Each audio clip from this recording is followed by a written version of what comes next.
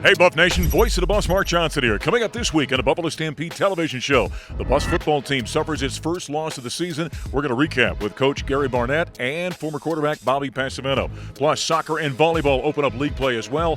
And we're going to have some fun in the kitchen with the annual Master Chef competition. All this week on the Buffalo Stampede.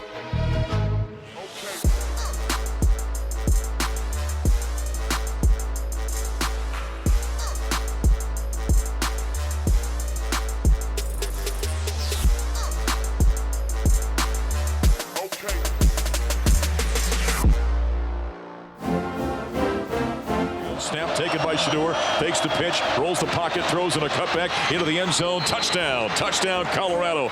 Mikey Harrison. Well, there's the Buffaloes' only touchdown for the second game in a row. Mikey Harrison had a touchdown for the Buffaloes, but they get beat 42-6 in their Pac-12 conference opener here in Eugene, Oregon. Hi, everybody. Welcome to Buffalo Stampede. Voice of the Buffs, Mark Johnson, Coach Gary Barnett. Well, 3-0, now sitting at 3-1. Lessons learned here at Outsa Stadium.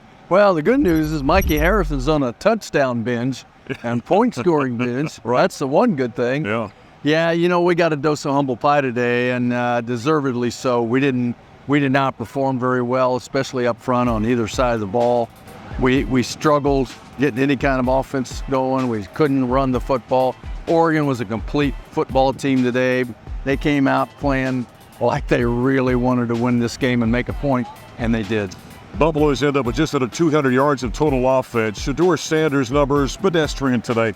Well, Gary, there wasn't a lot of time out there, and when he did have a little bit of time, there was great coverage downfield. There was a lot of things he was fighting out there. You know, it just looked like one team was much more ready to play this football game than the other. Yeah. And frankly, you know, we've got to improve if we're going to be a top 20 football team. We didn't play like a top 20 football team. We played the number 10 ranked team in the country, and they looked like the number 10. So it's just we're playing a different level now, Mark, and we've got to get ready to play. It's good. We got a good look at what a top 10 team looks like. Now we got to play like a top 10 team if we're going to beat those guys. You know, there was talk about the two quarterbacks being Heisman candidates. Bo Nix's numbers were off the charts. Looked very, very good in this one. Tackling was another issue in this ball game. I thought Oregon was a very sure tackling team. The Buffaloes struggled out here. We did struggle tackling, and part of it was that their running backs are really good. We struggled tackling those guys, but they tackled really well. This is the third straight week we played a good tackling team, by the way. Buffaloes fall 42-6. Afterward here at Outsa Stadium, we heard from head coach Coach Prime Sanders. Presented by Coors Light. Coors Light, mountain cold refreshment made to chill. Celebrate responsibly. Got a running back, Bucky Irvin, behind him. Fakes the handoff. Chase from behind. Grabbed and sacked back at the 50-yard line. Oh, big pressure that time. Coming right off the edge. Good old-fashioned butt kicking. We lost offensively, defensively, as well as special teams. That fake punt kind of got them really rolling, and they didn't stop. Defensively, they presented some things that I guess we just couldn't get around. We couldn't advance the ball, rushing or throwing the ball as well. Seemed like they had our number. You can't wipe the slate clean. You got to watch the film and evaluate players that went in position that didn't do the job that we expected. You evaluate players, you evaluate coaches, you evaluate everything when it's a game of that nature, and you had no opportunity to win, period, from the kickoff on. People around the country would say this is what they needed to humble themselves. We wasn't arrogant or whatever. We're confident people. If our confidence offends your insecurity, that's the problem with you. It's not us. We expect to do well. We expect to play well. We expect to win every game we step out there. We expect to practice to perfection and go out there and execute the things that we practice. We just didn't do it today. You don't always have to get your butt kicked to learn. You can win and learn. It's not just the kids. The coaches are accountable too. We are all accountable. Let's start with me. We're accountable for this. It's not just the kids. You get your butt up and let's go. We ain't got time to have no pity party. There's nobody walk around the locker room with napkins and tissues. Get your butt up. Let's get on that plane. Let's go. We got work to do. There's the head coach, Coach Prime, after the Buffs fall 42-6 as they lose their Pac-12 conference opener. Here against number 10 Oregon. We continue with Coach Gary Barnett. All right, defense. There's work to be done here. We knew that coming in here, but it was exposed in this ballgame, wasn't it? Yeah, we did, Mark. We got exposed in linebacker coverage. We got exposed a little bit up front.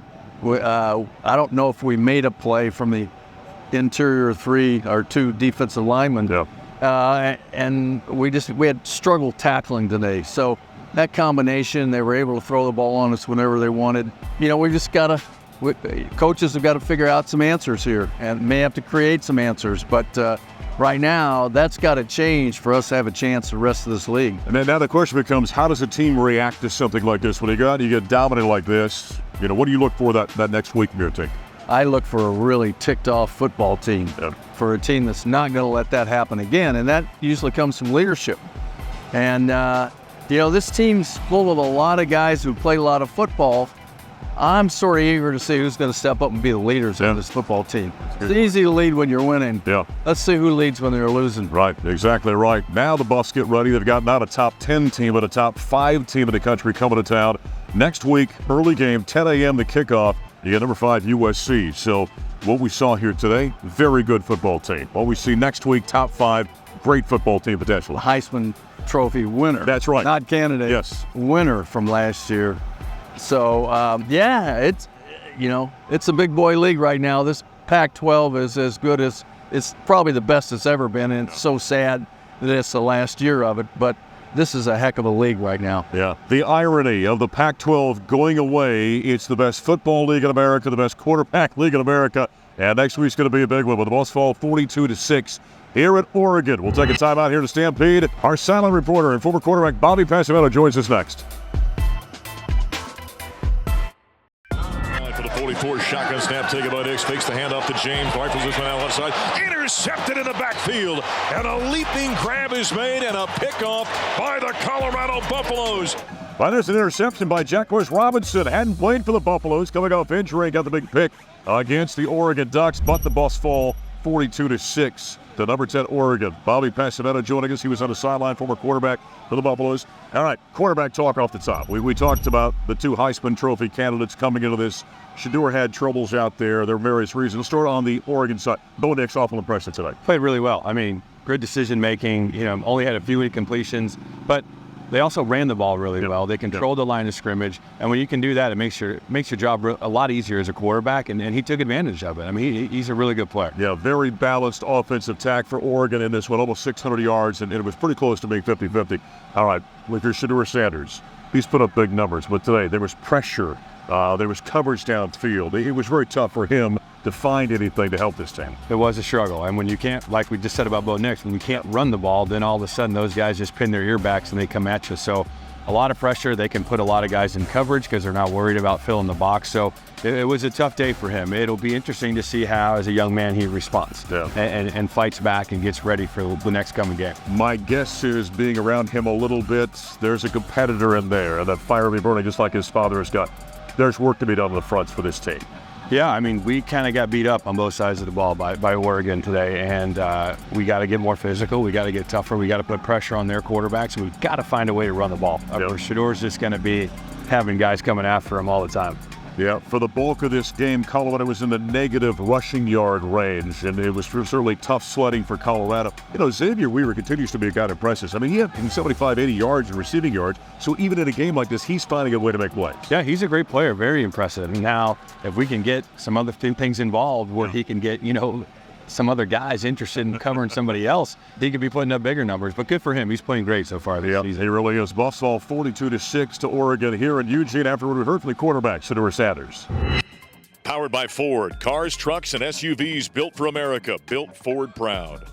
Oh, no, obviously we're not satisfied whenever we don't put up the numbers and, be effective to open up the passing game like that. But that has a lot to do with just knowing the read keys and stuff like that, and just me personally missing reads. Really, everybody understood what happened. Everybody understood what transpired. So it's really, let's just get locked back in. Let's understand what happened and let's move forward from there. I mean, it's not eye-opening because, it's the game of football. If you don't execute, then you're going to lose. If the other team executes, then they're going to win. Like, it's not nothing magical or anything they did that was just, like, unreal, surreal. It was just, we just didn't execute our game plan. The slow starts is just self-inflicted wounds. That's all it is. It's not anything that, it could be different play calls or anything like that. It's just us personally. We just got to execute with the play that's called. There's QB1, Shedeur Sanders, after the Buffaloes fall 42-6 to the Oregon Ducks here at Autzen Stadium. Last time the Buffs are going to come here, by the way, to Autzen Stadium. We're leaving the Pac-12, going to the Big 12, Oregon going to the Big 10. That seems odd, doesn't it?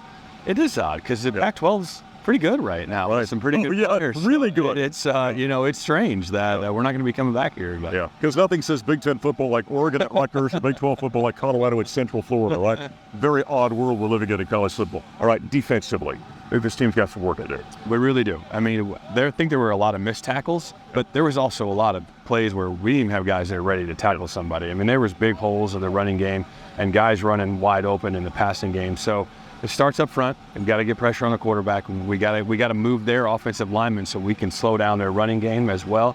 But I mean, this is an opportunity to learn, opportunity to get better, watch the film, and hopefully they can find a way to wrinkle up this defense a little bit. You know, we talk about the big boys up front. What was it, 7 sacks today on Shedeur Sanders? It's 24 sacks in the season.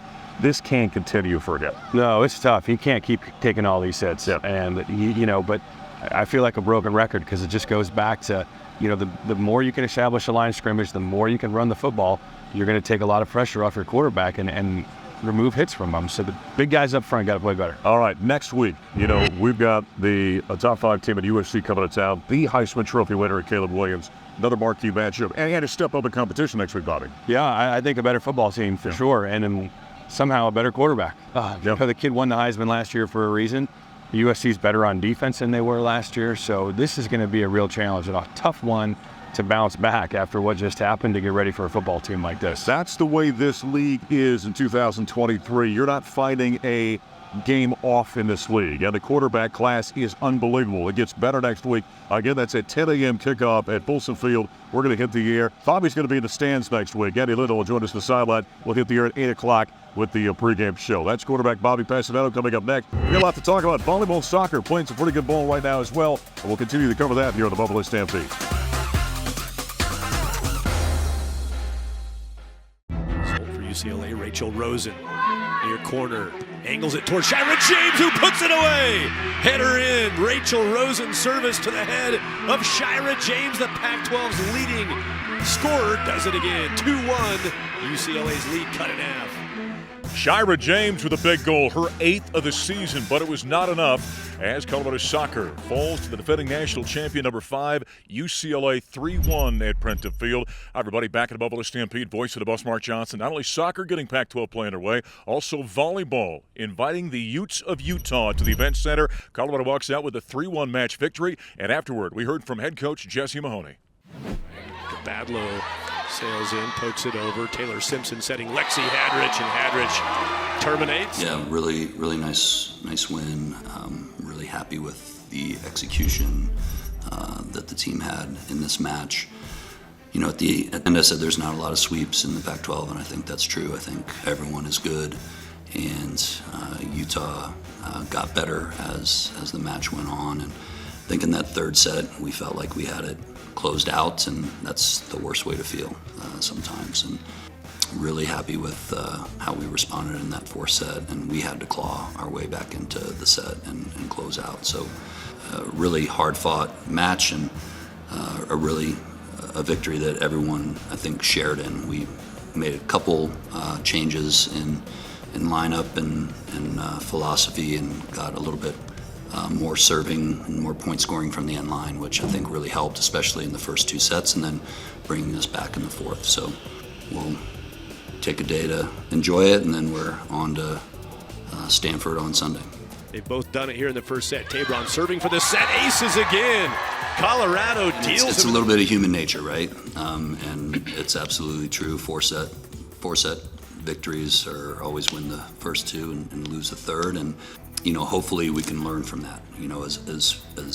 As well as we played in the start of that third set, we relaxed, and frankly I relaxed a little bit as well, and we ran out of subs, and we had to we weren't in a place to close that set out. So luckily it didn't bite us this time, and next time we're up 2-0, hopefully that happens again. We're up 2-0, we'll talk about this match. And Tabron punch it back up.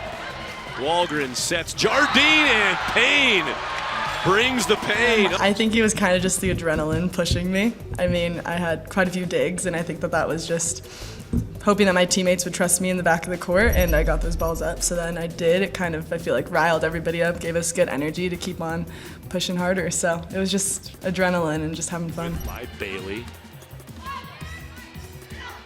Sky Howard. Yeah, I think in the third set we started to relax. As Jesse said, it's kind of like human nature. You're up 8-1. You think you have the sweep, but I think we just, before the fourth set, we came together as a team. We took a deep breath, pretended the score was 0-0, and won that set. Good night, that's enough. Don't need a game-used ball, I guess. Maya Tabron uses that ball. Jockeyed with jersey numbers this year. Sky Howard up front. This game, we really came out with a lot of energy right away. I think last weekend we were working from behind a lot, so I think that was good for us to see that we can come out strong and with a lead instead of working behind the entire game.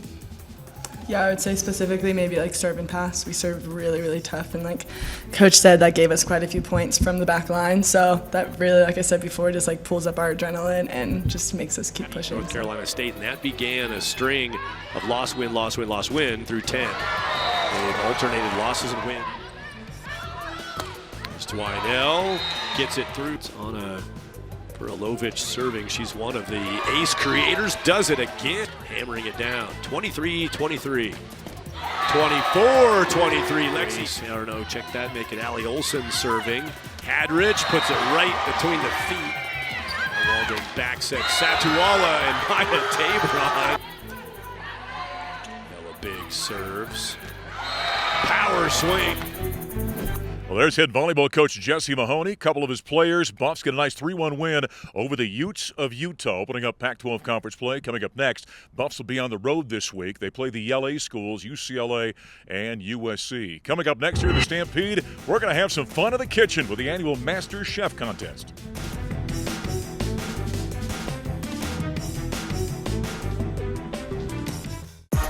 You can get your 2023-24 Colorado basketball season tickets now to cheer on the Buffs in the CU Event Center all year long.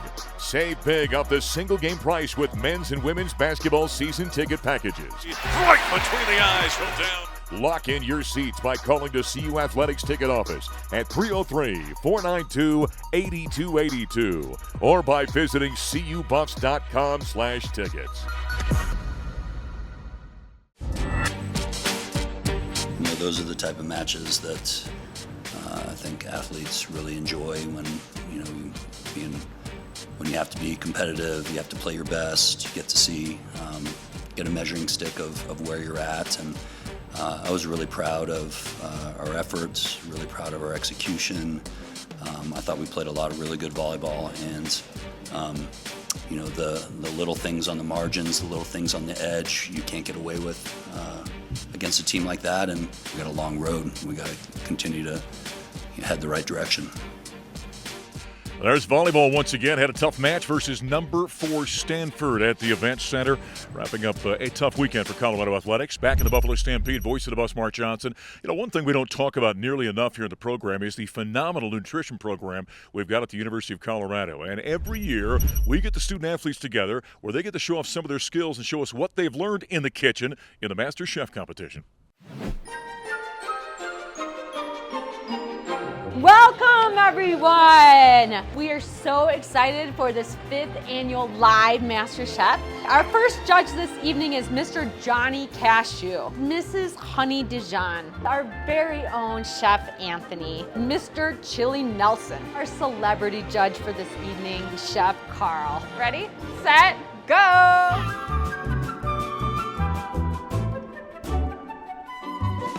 The theme of tonight's cook-off is signature dish, meaning a recipe that identifies you as an individual chef.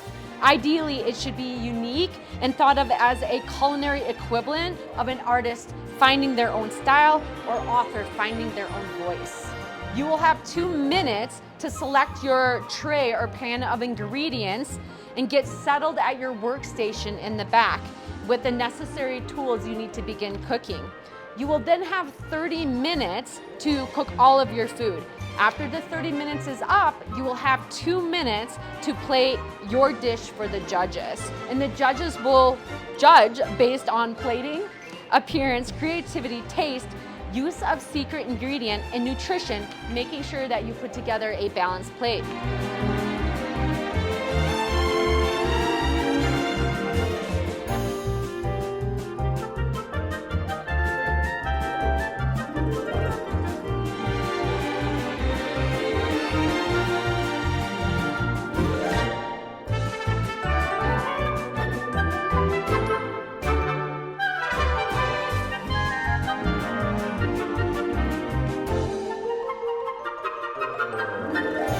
like to introduce our reigning Master Chef from women's lacrosse, Liz Phillips, back to defend her title. We also have Joelle McDonald.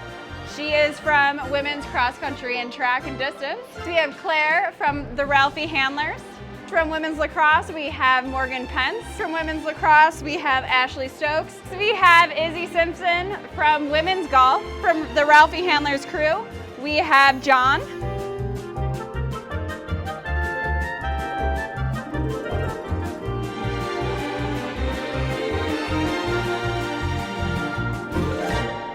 And in first place, still reigning champion, Liz Phillips.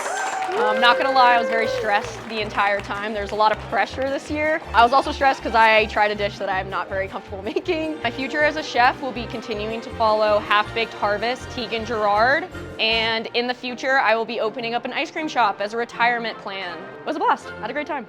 And a great big congratulations. She's a dynasty. Liz Phillips from lacrosse taking home the Master Chef Competition Championship for the second year in a row. That's what we call domination here at the University of Colorado Athletic Department.